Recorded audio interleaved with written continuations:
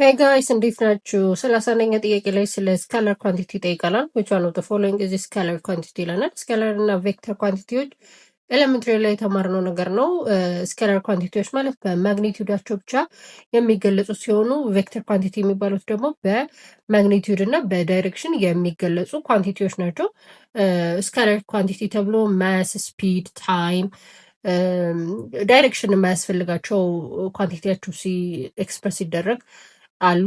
እንደገና ደግሞ ቬክተር ኳንቲቲ ላይ ዌይት፣ ፎርስ፣ አክሰለሬሽን፣ ቬሎሲቲ፣ ዲስፕሌስመንት የመሰሉት ልክ ማግኒቲዩዳቸውን ካስቀመጥን በኋላ ዳይሬክሽን መጠቀም የሚያስፈልገን ኳንቲቲዎች ማለት ነው።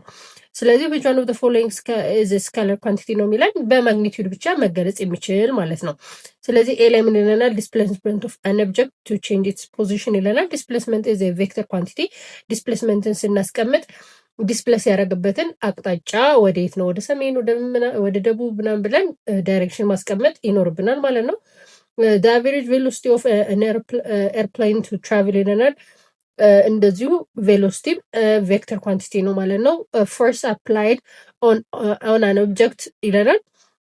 ፎርስ አፕላይድ ኦን አን ኦብጀክት ቱ ቼንጅ ኢትስ ፕሌስ እንደዛው ቬክተር ኳንቲቲ ነው። ምክንያቱም ፎርስ አፕላይድ ሲሆን ማግኒቲዩድ ብቻ ሳይሆን በየት ዳይሬክሽን ነው አፕላይ ያደረግ ነው የሚለውን ስለሚጠይቅ ማለት ነው። ዲ ላይ ምን ይለናል? ቶታል ታይም ቴክን ቱ ኮምፕሊት ሰርጀሪ ይለናል። ታይም ኢዝ ኤ ስካላር ኳንቲቲ። ታይም 1 ሰዓት 2 ሰዓት ብለን ዳይሬክሽን ማስቀመጥ አይጠበቅብንም። ወደ ምስራቅ ወደ ደቡብ ምናምን የምንለው ነገር የለም።